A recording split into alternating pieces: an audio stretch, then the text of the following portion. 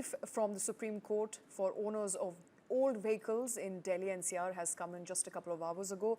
No action will be taken against diesel vehicle owners which are older than 10 years of age and petrol vehicles which are older than 15 years. The Supreme Court has directed the Delhi government not to act on its plea seeking a review of the 2018 order which bans such vehicles. The court has also issued a notice to the central government which sought a response from the government within 4 weeks. The Supreme Court order likely paves the way for age-based ban on petrol and diesel vehicles to end going forward. This is the first interim relief against any coercive action by the state government. Supreme Court has now asked state government in Delhi NCR not to take action against owners of petrol vehicles which are older than 15 years of age and diesel vehicles older than 10 years. The respite is a welcome move seen by many consumer activists as well as environmentalists, for they believe there's not enough research on what really leads to pollution and whether phasing out vehicles based on their age is an appropriate measure or not. Joining us on the show is Vimlendu Jha, environmentalist. Also with us is Vinkesh Gulati, Vice President, Automotive Skill Development Council. Thank you very much, the two of you, for taking time out for joining us on the show. Vimlendu, I want to begin with you. We've heard a lot of researchers, we've heard environmentalists who have raised concerns in the past that while you want to take care of the environment and you cite vehicular pollution as a major cause of environmental degradation, phasing out vehicles on the basis of age is not the way to go about it.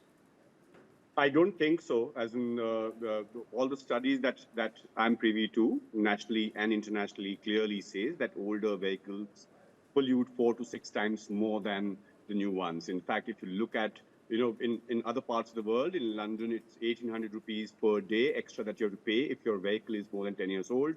In Singapore, vehicles, any diesel vehicle which is older than 10 years deregisters itself. So therefore, that entire logic, I do not think any sane environmentalist would say that older vehicles don't pollute. In fact, 40 to 50% of air pollution crisis that we actually have in Delhi NCR is primarily because of vehicular pollution, and a lot of that, almost majority of that, is actually because of lack of public transport and these polluting cars and motorbikes that we have. So vehicular pollution, do they pollute? And also the fact that Delhi is a gas chamber. In that, you will have to do everything if it also means a certain amount of inconvenience that needs to be brought in to the so-called middle class, be it because I think the lungs of our children is more important than love or perhaps nostalgia that you have for your car, or losing out your 10 years of your car versus losing 10 years of your life.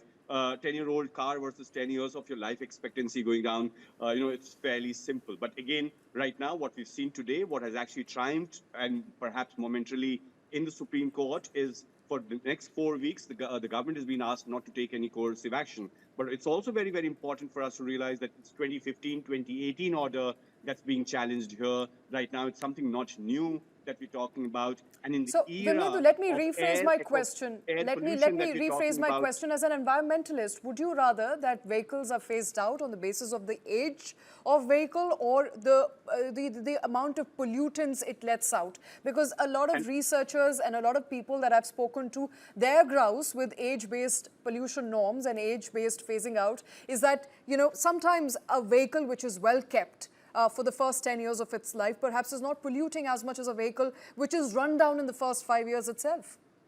Okay, so you need to understand the difference between roadworthy and airworthy. And right now when you say that, my vehicle has been checked, who has checked it? We haven't had engineers check our vehicles. We know the pollution under control certificates, how is it actually attained in our country. And therefore, to just think that just because you've got that 500 rupee or 200 rupee certificate from some petrol pump, and therefore, your car is airworthy. Perhaps it moves faster, it moves okay, it is still in so-called good condition, but good condition in a city where air quality index is almost 400 on an average throughout the year, which is in severe or hazardous condition, we will have to really revisit. But based on that logic, if the Supreme Court says, oh, well, the cars have been running for 40, 50 years, then stubble burning has been happening for many, many years. You and I should never actually shout about stubble burning anymore, because that's the practice that the farmers have been practicing for centuries in that sense. So we need to really look at, appropriate to the current circumstance of air quality crisis that we have, what kind of a move, what kind of a measure that we need to actually take at the end of the day. All right, understood. Would you agree, Venkesh? I think we've come at a time now in where we are as far as Delhi pollution is concerned, worsening year on year, that we need to take possibly every possible measure and step, and that includes phasing out vehicles when they're 10 and 15 years old, be it petrol, diesel, respectively, but at the same time also ensuring the health of vehicle is maintained and putting various checks and balances in place. So about time that we shed all possible light to what is harming the environment and must keep up with the idea of age-based phasing out. See, frankly, can't deny any of you. Because Delhi is actually a gas chamber, and the automobile is not the only concern. There are a lot of other things which affect the Delhi air quality, which happens. This case is happening since long. It is a 2018 court order only which had implemented this, and today they had just said that they have given 4 weeks time for an answer. Till that time, coercive action is not to be taken. So we can't take this as a final order. What I feel, age is not a criteria. The criteria should be the quality of vehicle. So there are two ways. One is PUC, the other is fitness test, which should be done. Obviously, enforcement is one big issue. Like Vimlenji said, the petrol pump PUC, how much can you rely on it? I agree to him, but the machines used by those PUC are obviously certified by the government, which they use and get it checked. So I feel enforcement is more important, and age should not be a parameter. I agree for all this restriction if it is a commercial vehicle. If it's a taxi, if it's a loader vehicle, all these restrictions should be there because their kilometer usage is higher. They normally do around 50,000 to a lakh in an year or two. Whereas if I talk about a private car, it normally runs 5,000 to 10,000 max in Delhi, unless and until the person is traveling on highways a lot. So I feel age should not be the right criteria. It can be one of the criteria, but the exhaust out pollution should be the first thing where the enforcement should be there, and based on that, is the vehicle allowed to run in the city or not, then the decision should be taken. Absolutely. I think it's going to be a mix of, every and all possible actions that can be taken. And for that matter, I think I have to come back to you, Vimlendu, because a lot of vehicle owners also believe that age-based phasing perhaps works more in favor of the automotive lobby. Your take on that, sir? Because, many middle-class consumers and people who afford their first vehicle, it takes them years to pay back the loans. It almost certainly takes them a lifetime to, be able to afford a vehicle to begin with, a four-wheeler, two-wheeler. My question here is, from a consumer perspective, one has to also strike a balance when looking at phasing out vehicles which are age-based. I totally understand, but this balancing act that we are talking about, are we okay to do that balancing act at the cost of asthma of our children and life expectancy of our elderly and the cardiovascular health of our parents and others? If you're okay to really have a fancy old car, fine, polluting less or not as much, or whatever be the reason, I don't think there's a logic to that. As in, convenience cannot supersede over my right to fresh air or children's right to life in that sense. And I think it should all be driven by science rather than emotion. If global studies clearly, and I'm sure Mr. Gulati will agree with me, that compare an old vehicle and a new vehicle, there's no way that the old vehicle pollutes, more than, less than the new vehicle. In that sense, old vehicles, actually, if you look at NOx, if you look at PM levels, if you look at CO levels, 6 times to 4 times and sometimes 10 times more, they pollute, also based on the oil standards, machine standards, engine standards, and so on and so forth. So I think it's rather than pegging it at a middle class inconvenience, and the same middle class that actually doesn't want to pay parking fees extra because the congestion charges, the same middle class that actually goes for protests for fresh air and right for fresh air and right to breathe and so on and so forth, should also be ready to let go of their car. I totally agree that car or private car is not the only issue. I think public transport, the main solution is not this perhaps. The main solution is to really have a very, very efficient public transport that is affordable, that is safe, and that is last mile. We need to really work on that rather than these. But again, as I said, when you are in ICU, you'll have to do everything. When you have an air quality index, which is 400, 500, or sometimes 900, then you Agree. will have to do this, I agree. and the other. Everything needs to be done, Vimlendu. I agree 100%. But I want to come back to you with one of the concerns that many vehicle owners have, and the reason I'm doing that is because we're talking about a country that finds it hard to afford 2 square meals a day, at least 20 to 30%. So we're also talking about people who are extremely ambitious and want to own a vehicle, and for them to be asked to let go of their vehicle in 10 years is a hard step for them. So coming to you specifically on emission norms in this country, given that BS6 norms were adopted way back in 2016, and if age-based ban were to continue by 2026, a person who bought a diesel vehicle, which complies with BS6 norms, will have to be phased out. And for that matter, someone perhaps who bought it in 2027 will still stay on. So what I'm trying to essentially say is that if BS6 norms are to be adopted pan vehicle, then why that difference? Why the difference where one BS6 vehicle, which is believed to be less polluting than a BS4 vehicle, has to be phased out and the other gets to stay? So indeed, as in that's why it's a very, very scientific question that you've asked me with regard to the BS4, BS6.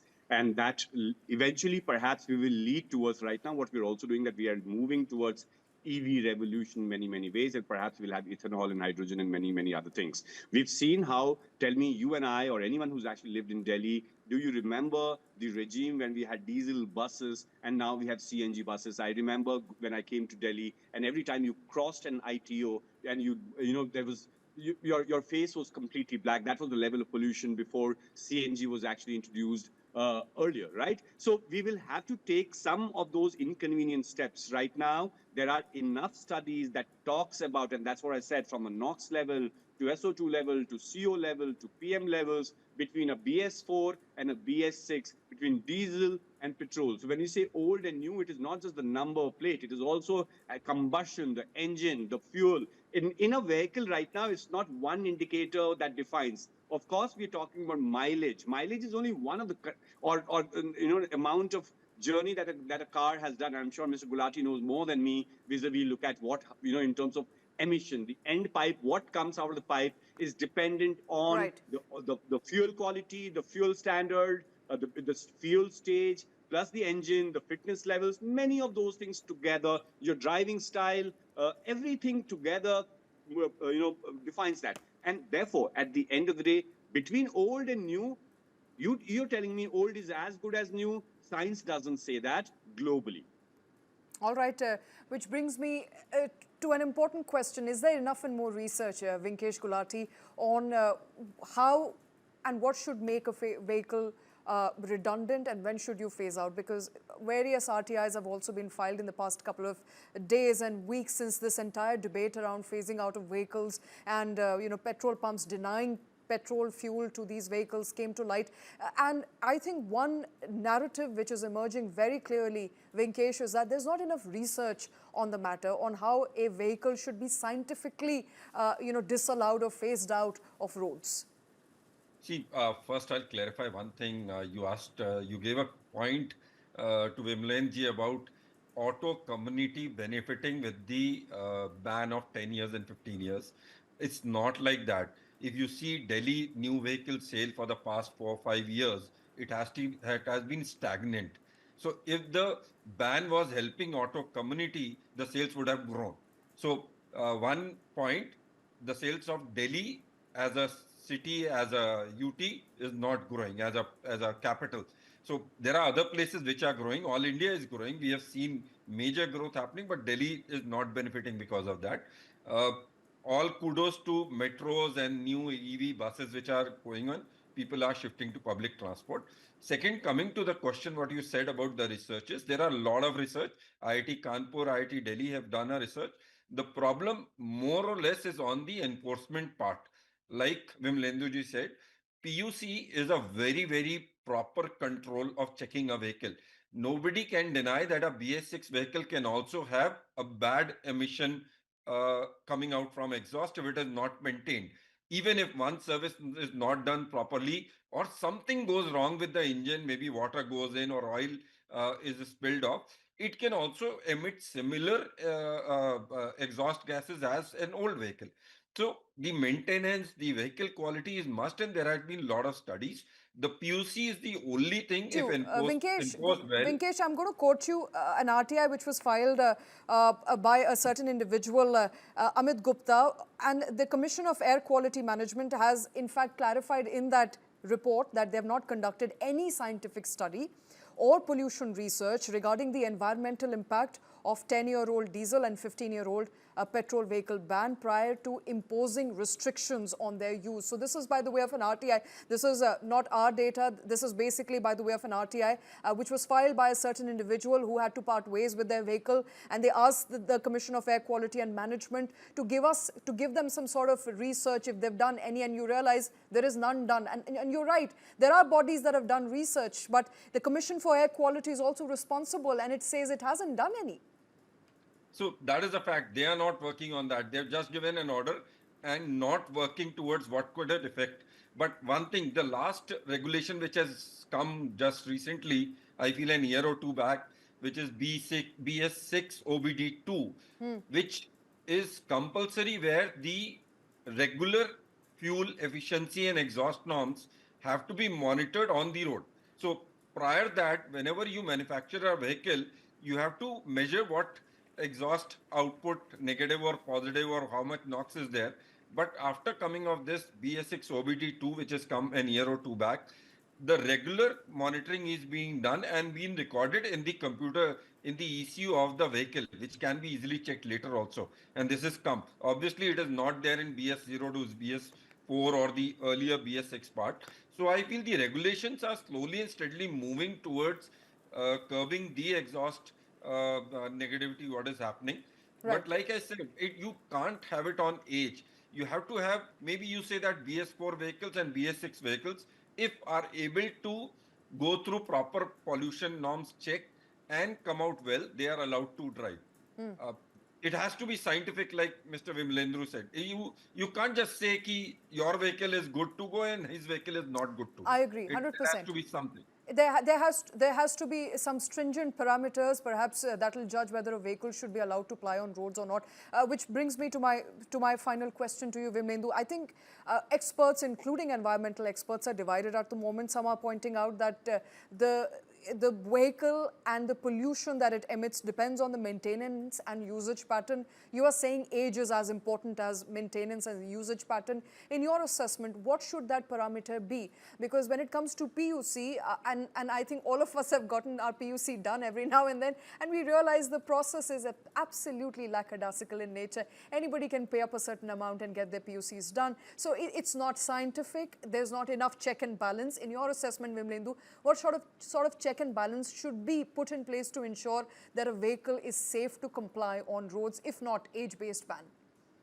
So exactly what you said right now, and that imagine the only governance infrastructure that we have to check whether a vehicle is roadworthy, and I'm not even talking about airworthy, roadworthy is those PUC centers that we have, though they themselves look so unhealthy and dead, and their machines and the people that it, as in, we don't know. So therefore, imagine the regime, the monitoring regime of vehicular pollution or fitness is so dead, and therefore for us to really depend on that, imagine till 3-4 years ago, 50% of the PUC centers didn't even operate. Right now, most of the PUC centers, the cars, the Omni vans, Maruti vans that they have, they themselves are 20-year-old, and they look as if they have not done their own PUC test ever of the PUC test vehicles that they've been flying. And at the same time, right now, we've seen how you can actually get a number plate from somewhere. I can get a PUC from Rajasthan, from Bihar, from everywhere. So I'm saying only something fairly simple. If you live in the times when you actually have 1.5 million people dying because of air pollution, your priority should be number one, saving lives and livelihood. Both mortality and morbidity should be addressed because of air pollution, and not your concern over, oh, I'm going to lose my car, or, oh, aspiration of the middle class. Aspiration of the middle class is to live longer first, for my child to not have asthma first, than to really look at, oh, well, why is my car taken away by the government in that sense. So I think in good times, in normal times, I would say yes. Why? As in, I would not let go of my most favorite shirt or most favorite television, and how can I let go of my most favorite car in that sense? But when I'm in ICU, I will have to do that. I can't have a DJ party at my house when there's someone actually on life support.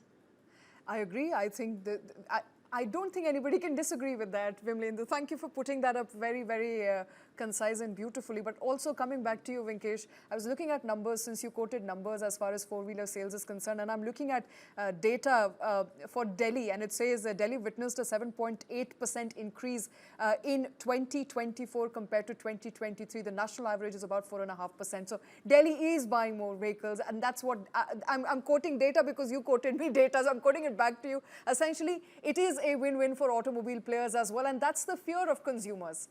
Consumers feel that this entire lobby is also out to get them because while they may die of pollution, or their family members or kids may or may not suffer from pollution, this is definitely going to dent their pockets, and it's going to make the automobile players happy and richer. So I think we are here to perhaps fact check some of those claims, and you both have done that very, very beautifully. Thank you very much for taking time out for joining us on the show today.